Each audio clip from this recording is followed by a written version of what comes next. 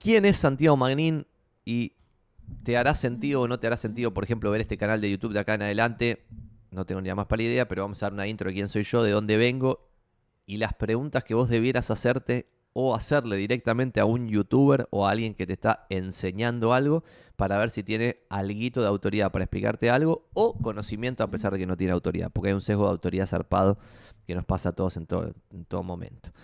Yo soy Santiago Magnin, soy fundador y CEO de Inmobiliarios.com, que lo voy a mostrar en pantalla muy brevemente, no se aburran con el mini chivo. Inmobiliarios.com, que lo muestro acá en pantalla, es la primera red inmobiliaria bandera blanca de Latinoamérica. ¿Qué quiere decir bandera blanca? Que las inmobiliarias operan con su propia marca, por lo tanto quizá vos le compraste una propiedad a alguna inmobiliaria adherida de inmobiliarios y no te diste cuenta porque operan con su propia marca. Por ejemplo, no sé, Marcela Genta, que está acá en pantalla, es famosa y probablemente la conozcan, está adherida su inmobiliaria a deinmobiliarios.com. Bueno, esta empresa la empecé hace poquitos años, ahora les voy a contar un poquito. Siempre soñé con ser empresario yo, siempre históricamente. Y persiguiendo ese sueño construí una carrera bastante ecléctica, si se quiere. Es decir, pasé por varios lugares en laburos que no tenían demasiado que ver uno con el otro. Y les voy a contar un poquito cuáles fueron esos laburos para ver si les sirve, si les da un contexto. Y quizás antes de contarlo esto de los laburos, tengo que hacer un repaso de, si se quiere, mi historia familiar, que esto les puede servir también porque hay muchos vendehumo, especialmente en las redes sociales, no tanto en YouTube, porque YouTube requiere un esfuerzo humano más fuerte. Entonces los vendehumo, si son vendehumo, pero trabajan, lo cual es un gran mérito ya per se. Pero en redes sociales de videos de 30 segundos hay mucho chanta heredero y por eso quiero dar este contexto inicial. Mis viejos son mi vieja empleada pública, mi viejo, ambos son contadores. Mi viejo tiene un estudio contable, hoy creo que tiene 5 empleados. Cuando yo era chiquito no tenía ningún empleado. Mi vieja empleada pública cuando era chiquito y empleada pública sigue siéndolo hoy. Mis abuelos maternos, mi abuela materna llegó de España muerta de hambre y empezó laburando cama adentro de empleada doméstica, mi abuela materna. Después terminó siendo empleada de limpieza de oficinas, que le resultó mucho más copado que ser empleada doméstica. Después ya había pasado a ser empleada doméstica sin cama adentro y después a oficinas. Y mi abuelo materno era encargado de edificios, de un edificio, el último fue en Paraguay 880, por si alguno vive ahí o cerca, que está viendo este video, sería un gran dato de color. Mi abuelo era el encargado del edificio Paraguay 880, esto en el centro porteño, cuando el centro porteño era otra cosa. Para que se den una idea, en ese edificio de Paraguay 880 vivían famosos, tipo, no sé, creo que vivió Porcel y cosas así, medio delirantes, que hoy ni en pedo, gente con plata o con fama o que lo sea, vivirían en pleno microcentro, o muy, muy pocos, lo cual es un dato de color. Esa la parte materna. Mi parte paterna, mi abuelo paterno tenía una fábrica Oduxe, que la voy a mostrar en pantalla, porque el otro día vi en Mercado Libre, con 2 socios, creo que eran con los primos, no sé qué, que Oduxe, el eslogan era Oduxe lo mejor que se produce. Y sorprendentemente en Mercado Libre, que comparto acá en pantalla, todavía hay productos de Oduxe, tipo ven cacerola con mango, marca Oduxe, triple fondo, 33 lucas, montos significativos. Colador de acero inoxidable con patas Oduxe, dato de color interesante, es todo Oduxe. Lo que terminó quedando de Oduxe fue el inmueble.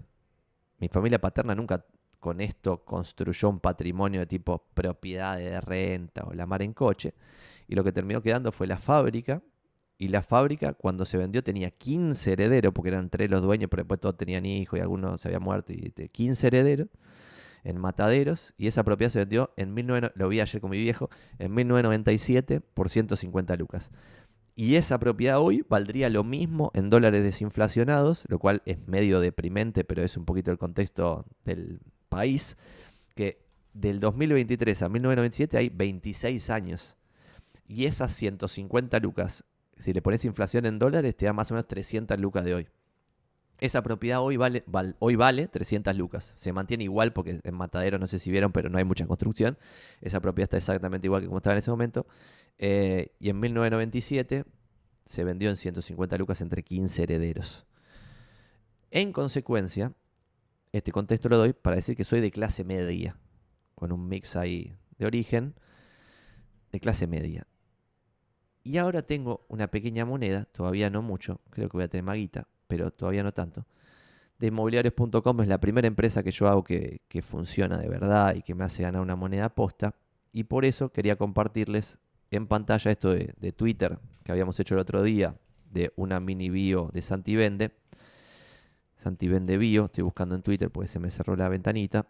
Y les comparto acá en pantalla esta que el otro día entré, no sé si conocen estos grupos empresariales tipo Vistage, hay uno que no voy a decir cuál es porque todavía no terminé de entrar, estoy tratando de entrar y para eso quería hacer una buena bio.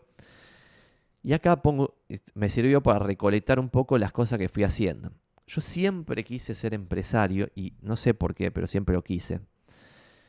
Desde el secundario, por eso en el secundario a mí me decían el cerdo capitalista, porque quería ganar plata, obviamente no ganaba un mango. A los 18 años puse una editorial, hacíamos una revistita con un amigo y eso después se transformó en un libro, con el libro lo fundimos, entonces esa editorial que empezamos a los 18 años, a los 20 ya no existía más, pero cuando vivió hasta el libro, que fue un gran fracaso, nos terminaba dando a cada uno 2 sueldos de ese momento. Por ejemplo, hoy no sé, un sueldo de empleado, porque tomábamos empleado de comercio, me acuerdo patente, y ese número hoy es 175 lucas, o sea que 175 por 2 era una empresita que hoy ganaría 700 luquitas, billete neto, que era una guasada. Yo ahí creía que era un campeón y que estaba iniciando un camino hacia la gloria. Pero como a los 20, como reinvertíamos todo, a los 20 reinvertimos todo en un librito, que fue un fracaso y perdimos toda la plata. Y ahí tuve que ir a laburar en Relación de Dependencia, laburé en varios estudios contables, como decía antes, mi viejo tiene un estudio contable. Cuando estaba en el secundario tuve la suerte, y eso es un beneficio, y también esto lo cuento porque es, por un lado, si vos sos ultra cheto, esta historia no va a empatizar con vos. Pero por otro lado, si sos muy humilde al día de hoy, tampoco te va a servir del todo lo que yo voy contando en los videos que voy subiendo en el canal de YouTube, porque es el camino de un pibe de Almagro, que tipo yo viví hasta los 21 años en Virrey Liniers e Hipólito Yrigoyen en Almagro, para que tiro direcciones y cosas por si alguno justo vive a la vuelta, tiene como una forma de empatizar con algo de esto, con la fábrica de Matadero, con ser encargado en Paraguay 880 o con vivir en Virrey Liniers 141, era mi edificio exactamente.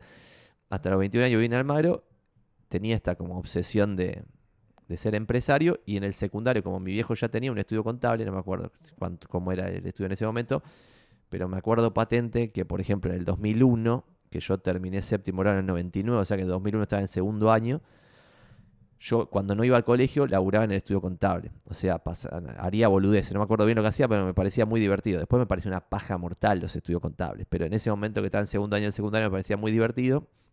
Y me acuerdo de eso patente porque cuando en diciembre del 2001 venía la horda aniquiladora sobre Rivadavia, me acuerdo que mi vieja llamó a mi viejo y le dijo: deja que se vaya Santiago ya mismo porque está viniendo la horda por Rivadavia, y justo el estudio estaba a la vuelta de Rivadavia, que se tome ahora ya mismo el subte y vuelva, no sé qué, bla, bla, bla. Y me acuerdo patente que me fui porque mi vieja dijo que se vaya ese pibe del estudio. Y después de que me fui, vi en la televisión cómo la horda aniquilaba todos los locales que estaban sobre Rivadavia. Era tipo todo, tru, haciendo mierda todos los locales. Un delirio total. El que no vivió eso fue una locura absoluta.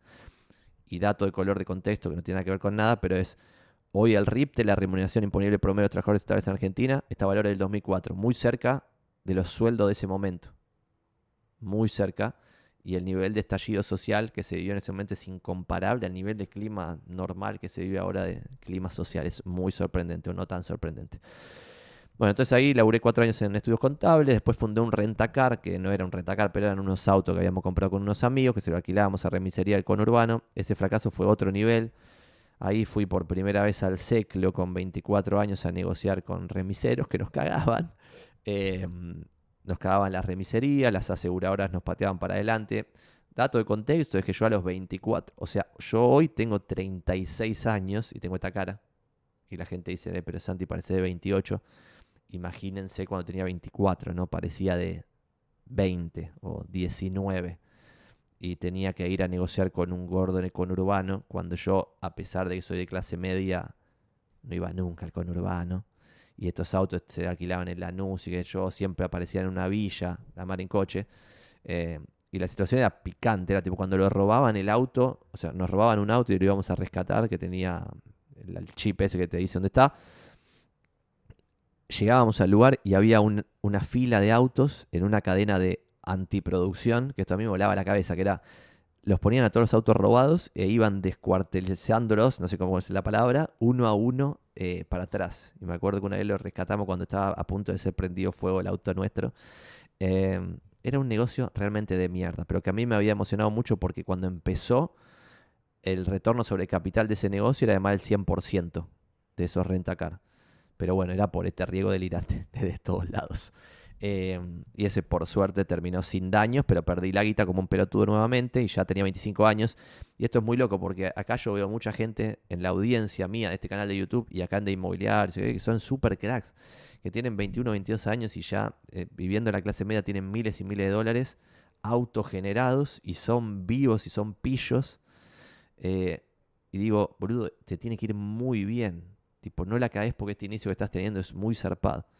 Bueno, después de eso trabajé, y acá es algo sorprendente que yo pensé que no iba a pasar nunca, pero estuve 5 años laburando en relación de dependencia sin renunciar, porque entré sorprendentemente en una muy buena empresa que me cambió por un poquito esa obsesión fulminante de querer emprender, que era Tenaris de la organización Techint. En ese momento era la empresa número 1 del país, número 1 en activos, número 1 en patrimonio, número 1 en ganancias. Hoy obviamente es Mercado Libre, pero en ese momento era Tenaris. Y la verdad que la pasé muy bien en Tenaris y aprendí un montón a laburar profesionalmente.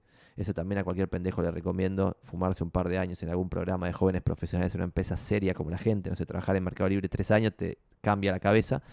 Y bueno, en ese periodo fui evaluado 5 veces seguidas por 4 jefes. Este es un gran venta de humo, que es real. Fui evaluado 5 veces seguidas por 4 jefes distintos como empleado de alto potencial. En ese momento, como side project, o sea, mientras laburaba en Tenaris, tenía un portal inmobiliario que se llamaba opymes.com, que hoy si hacen clic en opymes.com, a ver a dónde mierda va.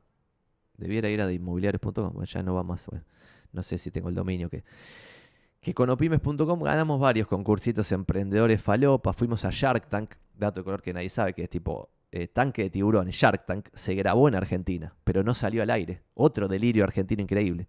La producción grabó el programa, los inversores pusieron guita en proyectos, pero el programa no salió al aire. Y encima, como tuvieron los derechos y qué sé yo, ni siquiera me compartieron el videíto como, che, dale, déjame.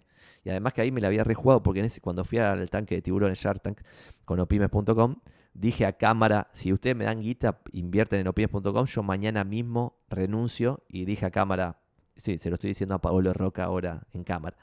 O sea que me la jugué porque si salía al aire, no me daban guita, después iba a tener que renunciar a Tenaris inmediatamente porque iba a quedar como un pelotudo. En ese momento no nos dieron guita. Ganábamos concursitos emprendedores, pero nadie nos puso un mango porque el negocio era un chotísimo. Se ve que la gente que era más viva que nosotros se daba cuenta que el negocio era chotísimo. Y en el 2012, hace 11 años, empecé a ayudar en la materia emprendimientos en ingeniería, que es Emprending, de la FIUBA, de la Facultad de Ingeniería de la UBA, en la cual aún al día de hoy soy ayudante ad honorem. Y la verdad que lo pongo acá en esta bio, lo de Emprending, porque fue un ámbito que suena cursi y berreta, pero me cambió la vida porque empecé a hablar con gente que quería estar en la misma que yo o que ya estaba. Y había un par de cracks que tipo, no sé, a los 20, 21 años ya habían vendido su empresa. Había otro nivel de gente que yo no la podía creer. Tipo, y era un ambiente natural, no había un filtro, lo cual es loco, porque ahora yo me estoy tratando de meter en otro ámbito que lo que conté que es una organización que se parece a Vistage, pero no es Vistage, que tiene filtro de facturación. Tenés que facturar más de tanta guita con la empresa. Tenés que poner un montón de guita para entrar. Te tiene que referir a alguien. Nadie tiene que decir que vos no podés entrar. Y dos, tres cosas más. Tenés que tener un espíritu de cierta forma. Bla, bla, bla. Bueno, en Emprending no hay ningún filtro al día de hoy y sin embargo el grupo humano que se genera es zarpadamente interesante y eso, otro dato que lo interesante.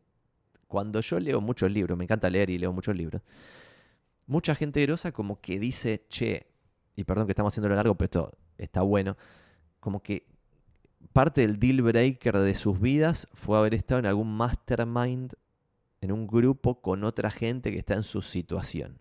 Y esto es muy común en algunas profesiones liberales, tipo, no sé, los psicólogos se juntan con otros psicólogos para evaluar ciertos casos, los médicos se juntan con otros médicos para evaluar ciertos casos, pero en el mundo emprendedoril, quizá vos, tipo, che, con tus amigos no puedes hablar de tu empresa porque no da. Y si no tenés un grupito emprendedoril, tus decisiones con el correr del tiempo se van a enchotecer porque nunca las estás nutriendo de otros emprendedores. Y un montón de gente ve valor en esos grupos de masterminds. Entonces yo sistemáticamente estoy tratando de buscar grupos de gente interesante y fallo sistemáticamente. Como con los emprendimientos, no paro de fallar. Emprending fue la única excepción hasta el día de hoy. Después me metí, por ejemplo, en Mensa, que es esa sociedad de alto IQ, que pensé que iba a haber gente interesante, pero no me pareció interesante. Porque una cosa es la inteligencia, otra cosa es la habilidad práctica de hacer un negocio o algo divertido. Que a mí me parece divertido, porque hay muchas cosas que a otros les parecen divertidas que para mí es una paja. No sé, como ejercicios intelectuales que totalmente son intrascendentes, me parecen muy aburridos. Me parece divertido hablar de negocios, no de hablar de, no sé, otras cosas, tipo ejercicios teóricos, intelectuales. Me parece una paja eso. Después me metí en, por ejemplo, me metí en una agrupación política que pensé que era de gente inteligente y fue una gran decepción. Ese fue un grupo humano bastante polémico, eh, que sigo adherido a ese partido político, pero no participo. Me fui de todos los grupos WhatsApp y todo porque me sacan de quicio esas personas, a pesar de que los ideales del partido son los míos. Pero como no estoy ideologizado porque puedo pensar y si algo me parece que es una boludez, lo evalúo como una boludez más allá de una ideología. eh, Ese grupo me pareció el peor porque era como, che, boludo, es increíble esto, vos sos inteligente y tu ideología está matando tu inteligencia. Eso pasa un montón. Bueno, y así busqué otros grupos de gente copada. Por ejemplo, también antes de meterme en Emprending, me metí en la materia de la Facultad de Ciencias Económicas de Emprendimientos, que la materia per se era súper interesante, pero no logré encontrar un grupo de pertenencia ahí que esté copado, porque no eran todos emprendedores, era más como gente que le gustaban los emprendimientos. Entonces tampoco encontré yo. Bueno, y volviendo a esta mini bio para darle un poco de contexto a, che, a quién mierda es Santi Magnin, a quién van a escuchar si les interesa ver este canal de YouTube. A los 28 años, o sea, ya bastante tiempo ya había perdido ahí en todo ese camino en el medio, renuncié a la corporación y fundé una agencia de marketing online que tiene triple comilla acá, doble comilla, agencia de marketing online, porque en realidad era yo solito como excusa y tenía la agencia como verso para poder laburar con startups copadas. Y en ese momento laburé con Widio, con Sumaprop, con Dos Monos, etcétera, y esos laburos también me enriquecieron zarpado. Entonces, si puedo dar un mini consejo práctico, si alguien se parece a mí, de vuelta, no si está en otra posición, porque si vos estás en posición ultramillo, quizás tenés que poner un fondo directo y la concha de la lora. Pero si sos una persona de clase media que quiere progresar, no es una boludez laburar cierta cantidad de años en una corpo y cierta cantidad de años en una startup copado. Los startups en general no tienen procesos súper armados, todo es flexible, todo es decidible, todo se habla con los dueños, son equipos chiquitos, y en la corpo es todo lo contrario. O sea, casi que vos no influís en nada, pero podés aprender un montón de cómo se pensó esa organización para poder convertirse en un transatlántico de la concha de lora. Esos dos mix y un grupo de gente interesante, creo que es lo más interesante de toda esta bio introductoria. Yendo ya al rubro inmobiliario, yo no me acuerdo en qué año, pero acá cuando antes de renunciar a la corpo, no sé cuántos años tendría, 25, 26, no me acuerdo, compré una, 26 debe ser, algo así, sí debe ser, o 25, no sé, algo así, bueno, compré una propiedad aprovechando que había crédito hipotecario en ese momento en Argentina y compramos en, tiro de vuelta la dirección por si alguien se siente identificado, en Junín y Viamonte, en Valvanera, en el glorioso barrio de Valvanera, pero en la mejor zona de Valvanera, una planta baja lateral del demonio, destruida, no tenía ni luz ni nada, era lleno de humedad, una desgracia, $47.000, que 85% nos lo dio el Banco Ciudad. Y hablo en plural porque era con mi novia, comprábamos las dos cosas juntos. Y después compramos otra propiedad también apalancada en crédito de una constructora. En ese momento teníamos dos propiedades, ¿está bien? Entonces le estaba sacando mucho el jugo a laburar también Tenaris desde otro lado, más allá del aprendizaje, sino desde, che, tenés este ingreso de una empresa seria que ganás bien y qué sé yo, entonces aprovechamos para eso. Y volviendo a eso, entonces cuando nos metemos en eso de las propiedades, pero para progresar, no porque me interesase per se a mí o le interesase a mi novia per se el rubro inmobiliario, para progresar hicimos eso, pero ahí vi de primera mano lo que era el rubro inmobiliario. Y cuando me acuerdo patente, cuando compramos la primer propiedad, la de Junín y Viamonte, dije, che, boludo, esto es un montón de plata. Y yo laburaba en Tenaris, que mis compañeros eran todos súper capaces, súper vivos, súper profesionales, súper formados y ganaban mucho menos. Entonces dije, no, esto debe ser una excepción. ¿Cómo funciona este rubro? Siempre ganan tanta guita y piensen que era una comisión del orto, porque para el inmobiliario debía ser chauchi y palito, pero para mí era un montón de plata, porque era el 4% de 47.000 y yo piensen que tenía el 85% en deuda, entonces estos eran $1.880 más el IVA, no sé, $2.000, algo así. Pero la joda es que de los 47.000, nosotros habíamos puesto el 15%, o sea, de 47 eran 7.000. Entonces había puesto 7.000 para comprar la propiedad y 2.000 para el inmobiliario. Entonces yo decía, esto es un delirio. Entonces empecé a investigar el rubro y me empezó a gustar y ahí inmediatamente dije, tengo que estar en este rubro como sea. Y me puse a estudiar el corretaje inmobiliario inmediatamente después de comprar esa propiedad porque vi que había algo interesante. En el 2016, ahí ya cerré el currito de la agencia de marketing que no existía, que era yo solito, y lancé una inmobiliaria para compradores, como decíamos antes hoy. Y ahí fue un fracaso de vuelta. Esto era la Crua Inmobiliaria de Compradores. Fue un fracaso porque los incentivos de la industria no están hechos para que hoy exista en Buenos Aires, ni en el 2016, una inmobiliaria de compradores. Entonces ahí ya dije, no, voy a dejar de perder tiempo, voy a meterme en el que ya ganó este juego, que el que ya ganó es obvio quién es, porque hoy sigue siendo el número uno, y trabajé 1 año y medio en esa red inmobiliaria número uno, como dato de color, llegando al percentil 90, tanto en comisiones generadas como en cantidad de transacciones, en mi primer año completo. Considerándome pésimo vendedor, ¿eh? O sea, considerándome un mal comercial, estaba igual en el primer año, que es el más difícil, en percentil 90 de vendedores. Entonces ahí dije, listo, acá hay algo. Y validé por dónde pasaba el bendito negocio.